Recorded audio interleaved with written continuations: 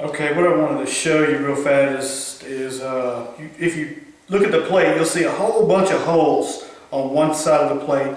On the other side of the plate, there'll be no holes. Well, the holes that are all pointing down, that is, that is the direction of flow of the nitrous and fuel. That is where it needs to be positioned on the motor.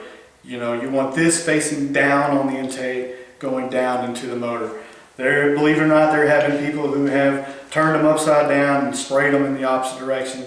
We just want to let you know that the holes face towards the motor. That's the direction that the nitrous and fuel are typically going. Okay. What I want to talk about real fast is the jetting.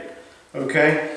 When you get into jetting, there's really a lot of different ways you can do this, and it's all based on how many pounds of nitrous and how many pounds of fuel you put into a motor. I really don't want to get too detailed in that because I don't want to lose you, but we've already figured all that out for you. And what we recommend for a carbureted application is a low fuel pressure setting, say anywhere from 5 to 6 pounds of fuel pressure.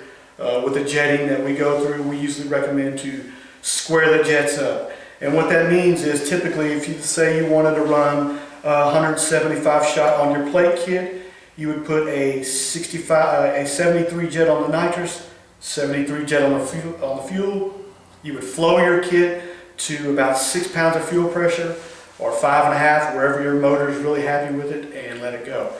Okay, let's talk about these numbers that you see on the jets. I know you can't see them, but everybody knows there are numbers on the jets. Now, hold it real still and I'll zoom in on the number. There are stamped numbers on the jets. Angle it towards me a little bit more. Yeah, there you go. And let's talk about what that means. A lot of people get mixed up and think, oh, the number on the jet means that's the horsepower I'm going to spray. That is very incorrect. That is wrong. What the number on the jet is the size of the orifice of the jet in thousandths. So right here I've got a 50 jet. What that means is that's a 50 thousandths hole. So you're asking, what does that mean? Well, this is what it means. When you get the right combination with the nitrous and the right combination with the fuel makes power. And we've already figured out and calculated all the fuel pressure and all that.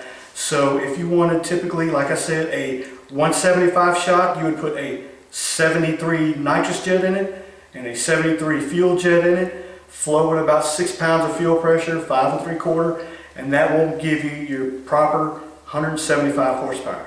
That's what the number means. All that means is the size of the orifice of the jet. It does not mean that is the horsepower, okay? All it means is just reference of the hole. When you get the proper hole, the proper size holes together, it makes proper horsepower. And that's how you get a fine tune-up. You can, talking about richness or leanness, if you have a system that does not have a regulator on it and you will need to lean the system out because it's too rich meaning it's too much fuel is going into the motor. The motor can't burn the fuel because there's not enough oxygen or there's too much fuel. So what you can do is you can take the fuel jet, if it's a 73, and you can put a 70 in it, 71, put a smaller fuel jet, lean it out until the motor is real nice and happy. You can take a spark plug reading, and that's how you truly make a good tune-up in your motor.